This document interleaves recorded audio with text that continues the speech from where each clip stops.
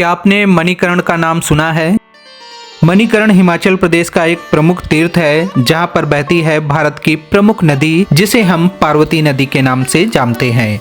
कहते हैं कि माता पार्वती और भगवान शिव जब घूमते घूमते इस जगह पर पहुंचे तो ये जगह उन्हें इतनी ज्यादा अच्छी लगी कि उन्होंने यहाँ पर 1100 वर्ष तक बिताए। तो आप समझ सकते हैं मणिकर्ण कितनी खास जगह है। जो जगह भगवान शिव को इतनी ज्यादा पसंद आ गई तो हम सभी के लिए वो जगह स्वर्ग जैसी ही है। आज इस वीडियो में मैं आपको मणिकर्ण की यात्रा पर ले चलूंगा और यहाँ के बारे में पूरी जानकारी दूंगा। मणिकर्ण के बारे में कई पौराणिक कहानी है, कई कथाएं हैं जो इस वीडियो के माध्यम से मैं आपको बताऊंगा। कहते हैं कि मणिकर्ण में गुरु नानक जी ने कई चमत्कार किए हैं और उनकी जानकारी भी मैं आपको इस वीडियो के माध्यम से दूंगा। मणिकर्ण में एक गुरुद्वारा है जहां पर 24 घंटे लंगर चलता है और ये जानकर आप हैरान हो जाओगे कि लंगर का प्रसाद बिना आग के पकता है। प्रसाद कैसे पकता है ये भी इस वीडियो में मैं आपको बताऊंगा। बस आपको समय देना है और पूरी वीडियो को देखना है और मुझे पूरा विश्वास है कि अगर आप इस वीडियो को लास्ट तक देखेंगे तो जब भी आपको मौका मिलेगा तो आप हिमाचल प्रदेश के मणिकर्ण में जरूर जाएंगे। जब मैं मणिकर्ण की यात्रा पर गया था ना, इतनी सुंदर जगह बहुत कम जगह पर आपको देखने को मिलती है। तो सभी लोग इस वीडियो को लास्ट तक देखना। बहुत डिटेल में ये वीडियो बनाई है और पूरा हम आपको ए से लेकर जेड तक पूरी यात्रा की जानकारी देंगे। इससे पहले हम शुरू करें, आप सभी से रिक्वेस्ट है, अगर आप ऐसे ही लगातार वीडियो देखना चाहते हैं, यात्रा की जानकारी पाना चाहते हैं तो चैनल को सब्सक्राइब जरूर करें। देखिए मणिकर्ण जो है हिमाचल प्रदेश के कुल्लू जिले में पड़ता है। मणिकर्ण पहुंचने के लिए या तो आप चंडीगढ़ से जा सकते हैं और अगर आप मनाली जा रहे हैं तो मनाली से लगभग 80 किलोमीटर के आसपास मणिकर्ण पड़ता है। चंडीगढ़ से बात करें तो लगभग 250 किलोमीटर के आसपास की दूरी है। आपको चंडीगढ़ से कुल्लू डिस्ट्रिक्ट पहुंचना होगा और कुल्लू जब पहुंचेंगे तो कुल्लू से एक रास्ता जो जाता है मनाली के लिए जाता है और एक रास्ता जाता है मणिकर्ण के लिए। और मनाली से बात करें तो 80 किलोमीटर है। मनाली से आपको कुल्लू डिस्ट्रिक्ट आना होगा और कुल्लू में ही मनाली पड़ता है तो आप कुल्लू जो एक मेन जगह है वहां पर आकर वहां से आप मणिकर्ण पहुंच सकते हैं। तो ये वीडियो में हम आपको जो कुल्लू खास जगह है हिमाचल प्रदेश का जो जिला है वहीं से मणिकर्ण का पूरा रास्ता दिखाऊंगा, क्योंकि कुल्लू तक तो बहुत सारे लोग पहुंचे भी होंगे, बहुत सारे लोग मनाली भी गए होंगे, चंडीगढ़ भी गए होंगे, तो कुल्लू पहुंचना जरूरी है। कुल्लू से आगे का पूरा रास्ता हम आपको दिखाएंगे और डिटेल में जानकारी देंगे। उसके बाद हम पहुंचेंगे मणिकर्ण, जहां पर हम देखेंगे कि यहाँ पर लंगर का प्रसाद बिना आग के कैसे पकता है। यहाँ पर एक बहुत ही बड़ा सा गुरुद्वारा है जहाँ पर बहुत सारी सुविधाएं मिलती हैं। तो पूरी जानकारी के लिए वीडियो को लास्ट तक देखें और शेयर करें और सभी लोग लिखेंगे हर हर महादेव।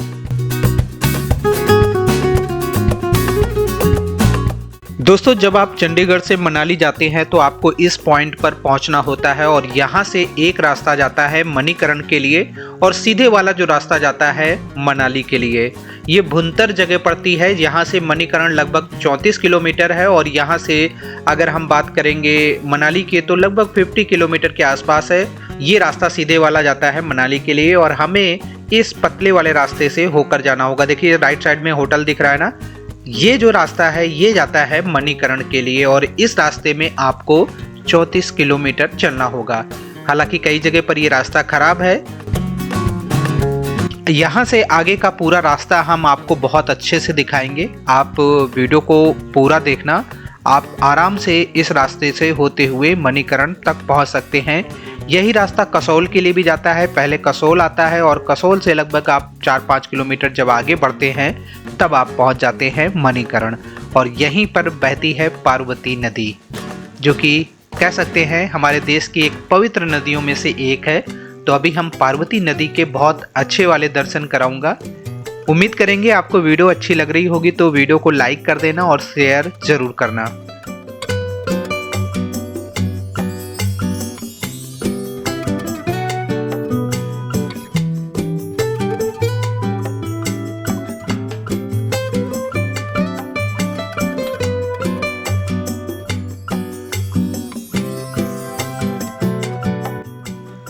दोस्तों ये लेफ्ट साइड में जो नदी आप देख रहे हैं ये पार्वती नदी है। आप फिलहाल दर्शन कर सकते हैं।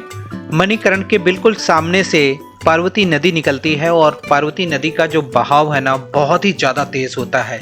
वो आपने वीडियो के शुरुआत में वो दृश्य देखे होंगे, आगे हम आपको बहुत अच्छे से दिखाएंगे। और जब ड्रोन शॉट आप देखेंगे ना तो पार्वती नदी के बहुत अच्छे वाले दर्शन आपको होंगे।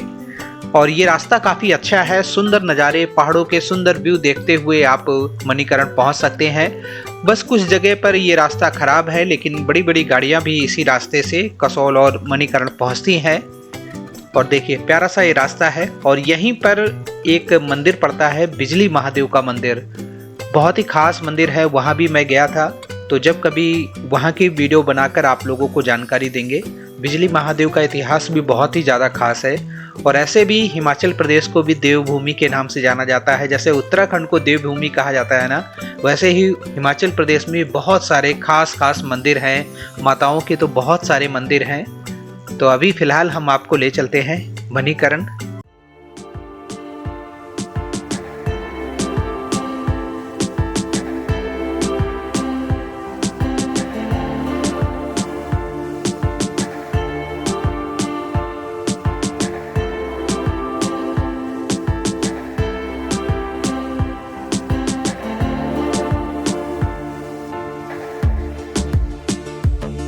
भुंतर से लगभग हम 13-14 किलोमीटर चल के आगे आ चुके हैं और अभी भी लगभग 20 किलोमीटर मणिकरण बचा हुआ है। देखिए यहाँ बोर्ड भी लगा हुआ है, 20 किलोमीटर मणिकरण अभी और बचा हुआ है।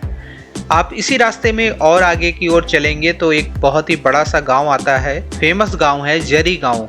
और जरी गांव में भी रुकने के बहुत सारे ऑप्शन हैं। कई बार जब मणिकरण और कसौल में काफ़ी ज़्यादा भीड़ हो जाती है, वैसे तो कसौल अब बहुत बड़ी जगह बन चुकी है, कसौल में बहुत सारे होटल्स और उसके साथ साथ रिजॉर्ट भी खुल चुके हैं, लेकिन उसके बावजूद भी अगर कई बार बुक हो जाए या कसौल में महंगा बहुत है, कॉस्टली बहुत है रूम, तो आप जरी गांव में रुक सकते हैं। और ये देखिए जरी गांव में एंट्री कर चुके हैं।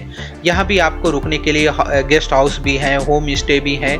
यहाँ पर आपको लो बजट में रूम मिल जाएंगे। लेकिन कसौल में जो प्राइस है ना काफ़ी ज़्यादा हाई रहते हैं। और कसौल में एनसीआर से दिल्ली की तरफ से बड़ी बड़ी बसें आती हैं, जिसमें बहुत सारे लोग एक साथ ग्रुप में आते हैं। जब हम जरी गांव से और आगे बढ़ेंगे ना तो लगभग 12-13 किलोमीटर और आगे चलना होगा, तब हम मणिकरण पहुंचेंगे। और साइड में देखिए पार्वती नदी के सुंदर दृश्य देखते हुए आप आगे बढ़ सकते हैं। एक बात और है, ये रास्ते में ज़्यादा मोड़ नहीं है, आपको लगभग सीधे ही चलना है। और बहुत ज़्यादा चढ़ाई भी नहीं है कि अगर आपने पहाड़ों में ड्राइव नहीं की है तो आपको चल जाएगा, कोई ऐसा इशू नहीं आएगा। बस आराम से आपको चलना है, सीधे रास्ता है और कहीं ऐसा भी नहीं है कि एकदम से चढ़ाई आती है। नॉर्मल रास्ता है, बस धीरे धीरे चलना होगा। कई जगह पर रोड खराब है। देखिए पार्वती नदी के शानदार नज़ारे और सामने व्यू देखिए कितने अच्छे से आ रहे हैं।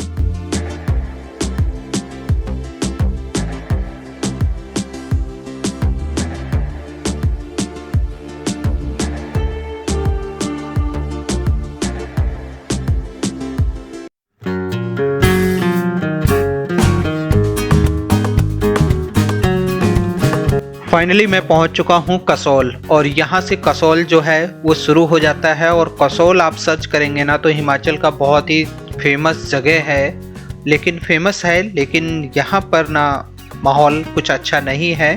सिर्फ हिंट्स आपको दे रहे हैं, बाकी आप खुद समझदार हैं। कसौल आप सर्च कर सकते हैं, अच्छे से देख सकते हैं।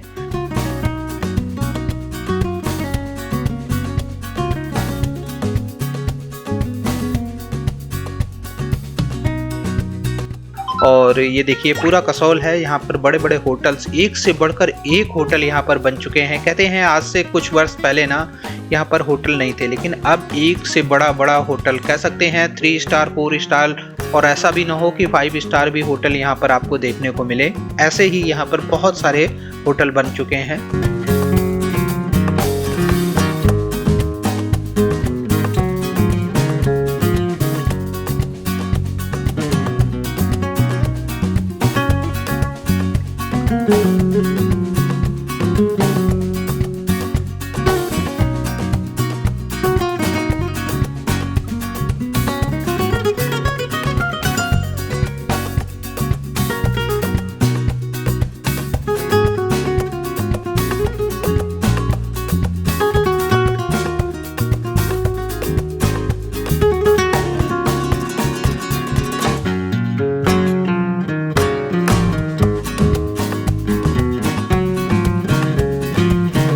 अब मैं मणिकर्ण के काफ़ी करीब पहुंच चुका हूं और थोड़ी देर में आप सभी को मणिकर्ण की खास जो जगह है वहां के दर्शन कराऊंगा। तो आपके सामने देखिए, ये है मणिकर्ण, बहुत ही सुंदर जगह है।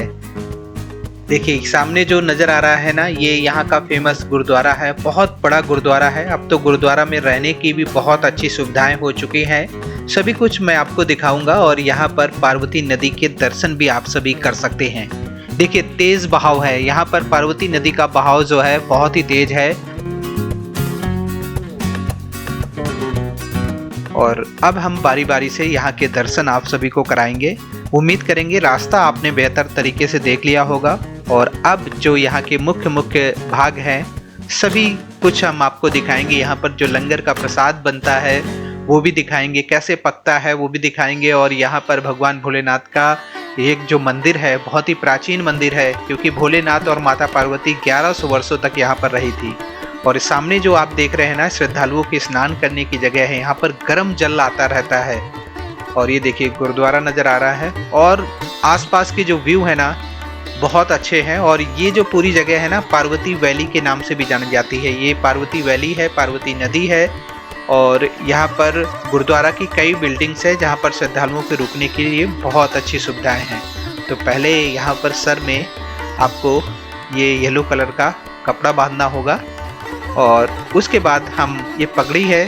और पहले यहाँ का जो खास मंदिर है, गुरुद्वारा जो है, वहाँ पर आपको दर्शन कराते हैं। गुरु नानक जी ने यहाँ पर बहुत सारे चमत्कार किए थे, वो भी मैं आपको बताऊंगा।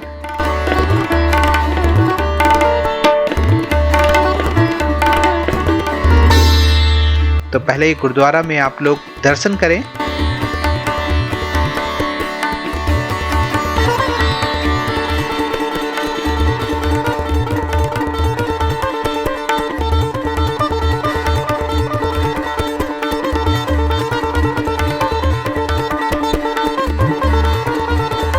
सुंदर दृश्य देख सकते हैं, मनमोहक दृश्य हैं। पार्वती नदी के दर्शन कर सकते हैं। और इस तरफ देखिए कितना सुंदर सा मंदिर है, दर्शन करते जाइए। और अभी थोड़ी देर में हम आपको जो पास में शिव टेम्पल है वहाँ पर ले चलेंगे और भोलेनाथ के दर्शन कराएंगे। अब मैं उस हॉल में पहुँच चुका हूँ जहाँ पर यहाँ लंगर चलता है। और कहते हैं कि 24 घंटे यहाँ पर लंगर चलता है। जो भी श्रद्धालु यहाँ पहुँचते हैं वो यहाँ पर लंगर में प्रसाद ग्रहण करते हैं। आप देख सकते हैं बहुत बड़ा हॉल है, ये गुरुद्वारा के अंदर ही बना हुआ है, जहाँ पर अच्छी सुविधा है और काफ़ी लोगों के बैठने की व्यवस्था है। आराम से यहाँ पर बैठकर लंगर प्रसाद ग्रहण कर सकते हैं। और मैं भी जब यहाँ पहुँचा था, लंगर चल रहा था। स्वाभाविक है, जब 24 घंटे चलता है तो आप कभी भी आएंगे। देखिए लंगर प्रसाद है, तो यहाँ पर हमने ग्रहण किया। और सच में लंगर का जो प्रसाद है ना, वो बहुत स्वादिष्ट होता है।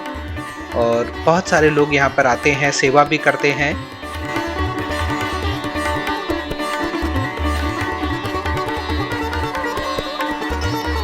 निःशुल्क यहाँ पर रहने की व्यवस्था भी है। अगर आप यात्रा पर हैं तो आप यहाँ जब पहुँचते हैं तो आप यहाँ पर बात कर सकते हैं। बहुत सारे अब तो रूम हैं, सैकड़ों की संख्या में रूम हैं जहाँ पर आपको निःशुल्क रहने की सुविधा मिल जाती है। ज़्यादातर तो मिल जाती है। और बहुत ज़्यादा भीड़ हुई और रूम सभी लगे हुए तो मुश्किल हो जाएगा। देखिए यहाँ पर ये रूम्स हैं, तो कुछ रूम भी हम आपको दिखा देंगे। ये देखिए मैं आपको कुछ रूम दिखा देता हूँ। ये सभी रूम्स हैं। सामने वाली बिल्डिंग में भी बहुत सारे रूम आपको दिख रहे हैं। तो बारी बारी से इन रूम्स को देख सकते हैं। और यहाँ पर श्रद्धालु आते हैं, आराम से यहाँ पर रहते हैं। ये देखिए पूरी बिल्डिंग्स आपको नज़र आ रही हैं। ये श्रद्धालुओं के रहने के लिए है। जो भी श्रद्धालु यहाँ पहुँचे आराम से, ताकि उन्हें महंगे होटलों में अच्छा खासा पैसे ना खर्च करना पड़े। क्योंकि बहुत सारे लोग ऐसे होते हैं जो लो बजट में यात्रा करते हैं, तो उनके लिए तो बहुत अच्छा है, वो आराम से यहाँ पर रुकें।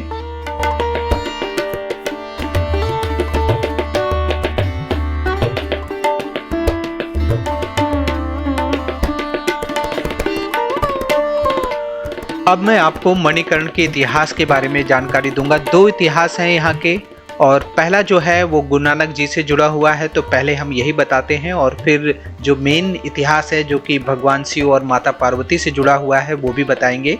कहते हैं गुरु नानक जी जब अपनी यात्रा के दौरान इस जगह पर पहुँचे और उनके साथ उनके शिष्य मर्दाना जी थे और जब दोनों लोग यहाँ पर आते हैं, ध्यान लगाते हैं, तप करते हैं, तो गुरु नानक जी के शिष्य मर्दाना को भूख लगती है, तो गुरु नानक जी उन्हें लंगर के लिए सामान इकट्ठा करने के लिए भेज देते हैं। और वो जब आसपास जहाँ पर लोग रह रहे होते हैं वहाँ से बहुत सारा सामान लेकर आ जाते हैं, लेकिन उस सामान को कैसे पकाया जाए, कैसे लंगर तैयार किया जाए, उनके पास आग नहीं थी। तो गुरु नानक जी ने अपने शिष्य से कहा ये पत्थर हटाओ। जब उन्होंने वो पत्थर हटाया तो पत्थर से गरम जल, खौलता हुआ गरम जल निकला और फिर उसी से उन्होंने लंगर जो प्रसाद है ना वो तैयार किया था। आज भी यहाँ पर उसी गरम जल में लंगर का प्रसाद पकाया जाता है और हम अभी आपको दिखाने वाले हैं। और बहुत ही खास है और बहुत ही स्वादिष्ट लंगर बनता है और आग का प्रयोग नहीं किया जाता है, खौलता हुआ जल, और जिसका टेम्परेचर जो है बहुत ज़्यादा होता है। तो आपके सामने है, देखिए यहाँ पर बहुत सारा प्रसाद जो है, बड़े बड़े मटके हैं जिसमें जो दाल चावल जो भी प्रसाद है भर के रख दिया जाता है और थोड़ी देर में प्रसाद पक के तैयार हो जाता है। तो पहला चमत्कार तो ये है और दूसरा जो पौराणिक इतिहास है वो भी हम आपको बताएंगे। वीडियो अच्छी लगी है तो लाइक कर दीजिए और शेयर ज़रूर करें ताकि इतने दिव्य स्थान के बारे में ज़्यादा से ज़्यादा लोगों को जानकारी मिले।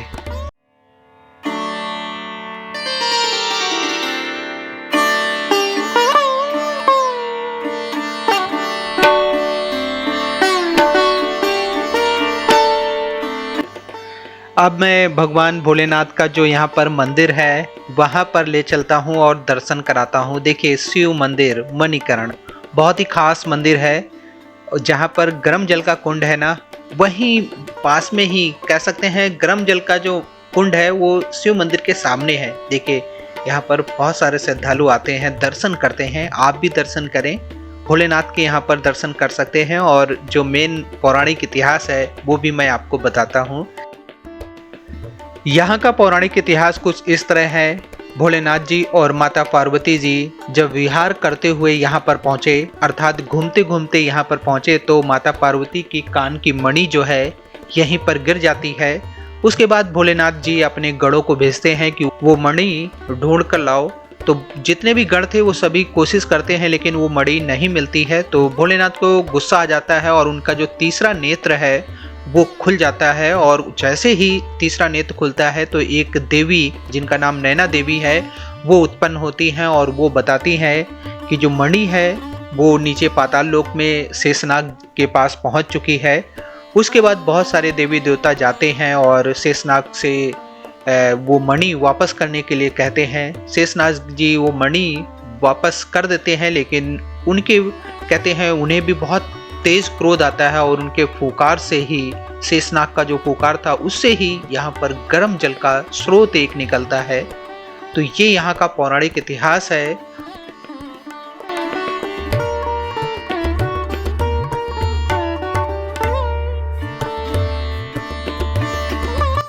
दोस्तों अब आप यहाँ का जो पौराणिक इतिहास है उसको अच्छे से पढ़ भी सकते हैं क्योंकि यहाँ पर बहुत बड़ा बोर्ड लगा हुआ है। देखिए तीर्थराज मणिकर्ण, और उसके साथ साथ पूरा इतिहास लिखा हुआ है। और जो यहाँ पर खौलता हुआ जो उबलता हुआ जल आता है उसका टेम्परेचर भी लिखा हुआ है।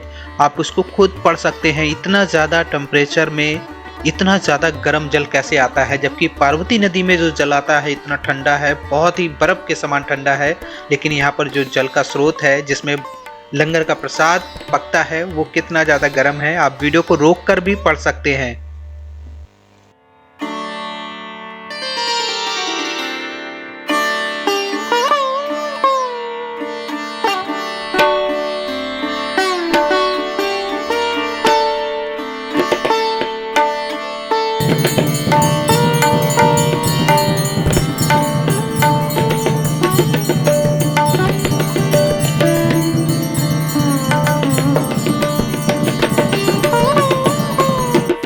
आज की वीडियो कैसी लग रही है आप सभी कमेंट करके हमें ज़रूर बताना, और उम्मीद करेंगे कि आज की वीडियो आपको पसंद तो बहुत आ रही होगी।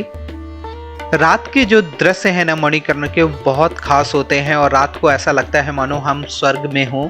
और आसपास के जो व्यू है और सिर्फ आप लोगों को पार्वती नदी की आवाज़ सुनाई देती है और आसपास पूरा शांत रहता है, कोई ज़्यादा शोरगुल नहीं होता है। ज़्यादातर जो लोग यहाँ पर आते हैं ना वो दर्शन करते हैं और 1-2 घंटे के बाद यहाँ से चले जाते हैं। लेकिन अगर आप यहाँ पर स्टे करेंगे ना, तो इन पलों को अगर आप यहाँ पर बिताएंगे तो सच में वो पल हमेशा आपको याद रहेंगे, क्योंकि रात के समय यहाँ बहुत ही शब्द नहीं है, इतना अच्छा यहाँ पर लगता है।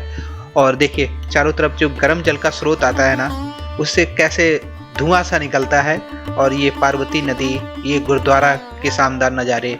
और सबसे अच्छी बात यही है कि यहाँ पर निःशुल्क श्रद्धालुओं को रुकने की व्यवस्था दी जाती है, ये बहुत अच्छा है।